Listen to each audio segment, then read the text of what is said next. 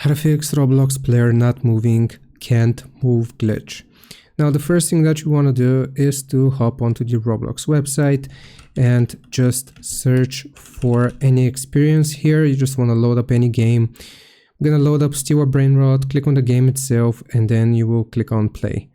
Now once you have the game open, then it should look like this. Now you want to click on the settings icon here, or no, sorry. You want to click on the Roblox logo in the top left, and then you will go into settings. And make sure you check this movement mode.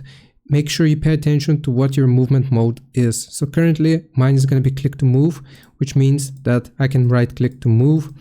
If you want to change this and fix not being able to move, I suggest changing it to the default mode. So movement mode, you will change this to default. So the default is going to be keyboard, and then you can move around using your keyboard.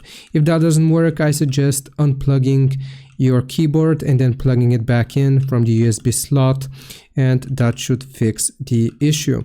I hope this helps. Leave a like and subscribe. I'll see you next time.